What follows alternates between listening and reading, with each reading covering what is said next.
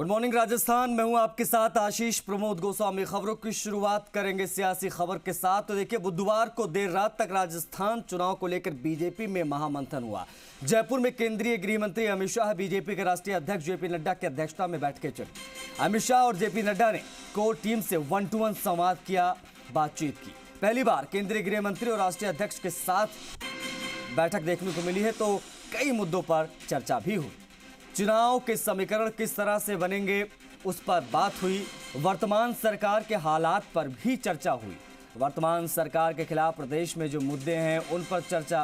सरकार को भ्रष्टाचारी सरकार बताकर इसके भ्रष्टाचार पर भी विस्तार से चर्चा हुई। इन सब के चलते चुनाव को किस दिशा में ले जाना है, किस तरीके से आगे पार्टी को बढ़ना है, कौन से मुद्दे उठाने हैं, इन सभी विषयों पर बात हुई।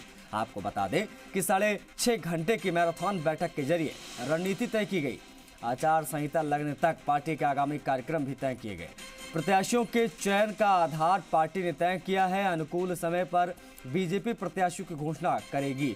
वहीं मध्य प्रदेश की तरह कुछ सांसदों को चुनाव लड़ाने की पूरी संभावना नजर आ रही। हालांकि आखिरी फैसला केंद्रीय चुनाव समिति करेगी। कांग्रेस सरकार को घेरने की रणनीति पर भी चर्चा हुई। बीजेपी प्रदेश अध्यक्ष सीपी जोशी ने कहा है कि पार्टी के आगामी कार्यक्रमों पर चर्चा हुई है। मध्य प्रदेश का फॉर्मूला राजस्थान में लागू होता है या नहीं, ये तो केंद्रीय चुनाव समिति को तय करना है। पार्टी के किसी भी सीनियर लीडर को इग्नोर नहीं किया जा रहा है, सभी मिलकर आगे बढ़ रहे हैं। बीजेपी चुनाव प्रभारी प्रहलाद जोशी का बयान आया है कि हमने बहुत विषय पर चर्चा की है। प्रत्याशियों के चयन के आधार पर बातचीत की गई है। चुनाव की घोषणा होने तक कार्यक्रम तय किए गए हैं। सांसदों को चुनाव लड़ने पर आगे विचार किया जाएगा। हर एक मुद्दे को बारीकी से देखा गया है, सभी से फीडबैक लिया गया है।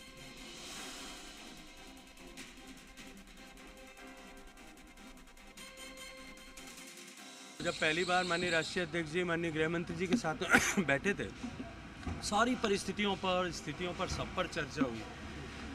अलग अलग क्षेत्रों पर भी चर्चा हुई है, इश्यूज पर भी चर्चा हुई है, चुनाव का किस तरह के समीकरण बनेंगे उस पर भी चर्चा हुई है, वर्तमान सरकार के हालात पर भी चर्चा हुई है, वर्तमान सरकार के खिलाफ जो समाज में मुद्दे हैं, प्रदेश में मुद्दे हैं, मतदाताओं के बीच में जो इश्यू हैं उस पर भी चर्चा हुई है। ये सरकार सबसे भ्रष्टाचारी सरकार है, उसके भ्रष्टाचार के विषय पर भी बहुत विस्तार से चर्चा हुई है। और इन सब चर्चाओं के चलते हुए आने वाले समय में चुनाव को किस दिशा में लेकर जाना है, किस तरह से लेकर के जाना है, इन सब पर हमने बात की।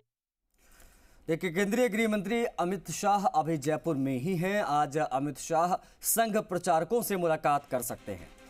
प्रदेश विधानसभा चुनाव में आगामी रणनीति को लेकर संघ प्रचारकों से राय मशविरा कर सकते हैं। वहीं आज ही शाह और नड्डा वापस दिल्ली लौट आएंगे, ये भी एक अपडेट आपको बता दें।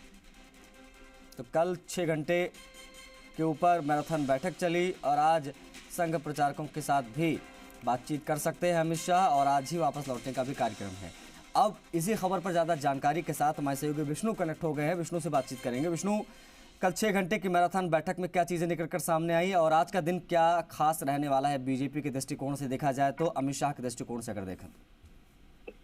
बिल्कुल, पिछले 6.5 घंटे तक बीजेपी के जो चाणक्य, जो राजनीति के चाणक्य है अमित शाह, और बीजेपी के राष्ट्रीय अध्यक्ष जेपी नड्डा और बीजेपी के राष्ट्रीय संगठन महामंत्री DL संतोष ने पूरी तरह से बीजेपी को मत डाला, यानी पूरा मंथन किया गया। और लगातार इस महामंथन में कई चीजें सामने आई कि एक सबसे बड़ा बात अगर बात की जाए तो अमित शाह की ओर से बीजेपी के तमाम नेताओं को कहा गया कि गुटबाजी नहीं चलेगी, क्योंकि गुटबाजी छोड़नी होगी अगर जीत हासिल करिए। तो एक सबसे बड़ा संदेश यहाँ पर दिया गया, क्योंकि लगातार पिछले दिनों देखा जा रहा था कि सभी जो बीजेपी के आला नेता है वो अलग अलग दिल्लियों पर दिखाई दे रहे थे, और इसको लेकर कहीं ना कहीं विपक्ष भी निशाना उठा रहा था, और साथ में जो कार्यकर्ता वो भी असमंजस की स्थिति में थे। तो सबसे पहले बात ये तय हुई कि सब एक मुखी होकर पूरी जीत के लिए जुटेंगे, पूरी बीजेपी की जीत के लिए जुटेंगे।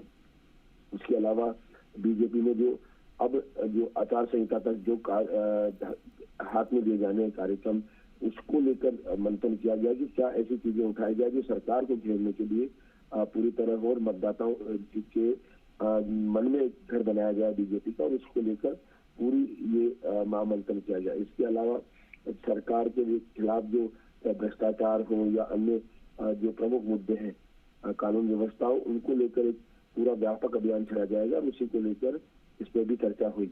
वहीं हालांकि जो टिकट प्रार्थी है उनके बारे में अभी फिलहाल चर्चा नहीं होगी, लेकिन ये तय हुआ कि जल्दी ही प्रत्याशियों की सूची अक्टूबर में आएगी और इस फिलहाल इस 30 सितंबर तक तो कोई सूची नहीं रहेगी और इससे पहले एक व्यापक सर्वे और होगा, उसमें तय किया जाएगा। सांसदों को टिकट देने की जहां तक बात थी तो उसमें साफ कहा गया कि जहां जहां जो सांसद है अगर मतलब जीतने की स्थिति में तो उसका फार्मूला जो है वो तय हो सकता है और इसको लेकर जो पार्लियामेंट्री बोर्ड है वो तय करेगा। और इसके अलावा एक बात आई कि वो जब बीजेपी के प्रदेश अध्यक्ष सीपी जोशी से पूछा कि वसुंधरा राजे को, पूर्व मुख्यमंत्री वसुंधरा राजे को दरकिनार किया जा रहा है या इसको लेकर ये कयास लगाया जा रहा है, तो उन्होंने कहा कोई किसी को दरकिनार नहीं किया जा रहा। पार्टी है, पीएम मोदी साफ कह गए हैं कि कमल के निशान के पर चुनाव लड़ा जाएगा, यानी पीएम मोदी का चेहरा ही चुनाव में होगा और सबको साथ लेके चुनाव लड़ा जा रहा है। तो ऐसे में कहीं किसी को दो चीजें विष्णु, देखिए जाहिर तौर पर सारी बातें आपने बताई, लेकिन दो विषयों पर मैं चाहूंगा उस पर भी आप प्रकाश डाल दें क्योंकि आपने करीब से देखा इस बैठक को। एक तो ये स्पष्ट किया गया कि जो पार्टी के सीनियर लीडर से इनको इग्नोर नहीं किया जा रहा है, उनको साथ लेकर चला जा रहा है। वसुंधरा राजे को लेकर तमाम तरीके की खबरें चल रही हैं, इससे कैसे पार पाएगी बीजेपी। दूसरी चीज़ ये कि भ्रष्टाचार के जिस विषय को उठाने की बात सरकार कर रही है उसके लिए क्या कोई स्पेशल रणनीति बनाई जाएगी कि इस तरीके से घेरा जाएगा भ्रष्टाचार के मुद्दे पर, क्योंकि भ्रष्टाचार के विषय को ही मुद्दा बड़ा बनाकर कर्नाटका में कांग्रेस आई, तो क्या उसी स्ट्रेटजी के साथ कुछ उस तरीके से आगे बढ़ेगी बीजेपी? बिल्कुल, क्योंकि लगातार पिछले दिनों सबने देखा है कि वसुंधरा राजे को दरकिनार करने की कोशिश यहाँ देखी गई थी और इसको लेकर कई सवाल भी उठ रहे थे, लेकिन बीजेपी की ओर से साफ कहा गया कि किसी को दरकिनार नहीं किया जा रहा, क्योंकि ये जो चुनाव है वो सिर्फ और सिर्फ प्रधानमंत्री नरेंद्र मोदी के चेहरे पर लड़ा जा रहा है और पार्टी के जो निशान कमल का निशान है उस पर ये चुनाव लड़ा जा रहा है। तो ऐसे में किसी को यहाँ पर नजरअंदाज नहीं किया जा रहा, कोई भी सीनियर लीडर हो उसको। और साथ ही ये स्पष्ट करने के बाद जो मुद्दा है भ्रष्टाचार का वो सबसे बड़ा है। पिछले दिनों देखा भी गया कि यहाँ पर सांसद कोडलाल मीणा ने कई मुद्दे भ्रष्टाचार के उठाए, उन पर ईडी भी जांच तक कर रही है। तो ऐसे में जो मुद्दे हैं भ्रष्टाचार के उनको जनता तक लेकर जाया जाएगा, क्योंकि लगातार ये मामले उठाए जा रहे हैं और बीजेपी इसको लेकर आक्रामक रणनीति अपनाएगी। और इसके लिए कहा भी गया कि आने वाले कुछ दिनों में इसका देखने को मिलेगा कि लगातार ऐसे कई भ्रष्टाचार के मुद्दे जिन पर सरकार को घेरा जाएगा और जनता के बीच इस मामले को लेकर जाया जाएगा। तो कुल मिला के कल जो बैठक रही 6.5 घंटे की महामैराथन बैठक, उसमें मंथन किया गया और उसके बाद सरकार को जो बीजेपी की सरकार बनाने के लिए क्या रास्ता प्रशस्त हो सकता है उस पर एक रणनीति तैयार की गई। जी ठीक है, बहुत शुक्रिया विष्णु तमाम महत्वपूर्ण जानकारियों को साझा करने के लिए दर्शकों से। तो आपको बता दें कि कल 6.5 घंटे तक मैराथन बैठक चली, हर एक रणनीति बनाई गई है कि किस प्रकार से इस विधानसभा चुनाव में कांग्रेस को हराया जाएगा, किस प्रकार से क्या मुद्दे हैं। विशेष तौर पर भ्रष्टाचार को एक बड़ा इशू बीजेपी बनाती नजर आएगी अगले कुछ दिनों में। अब बात मुख्यमंत्री अशोक गहलोत की हम करेंगे। देखिए आज नए जिलों के दौरे पर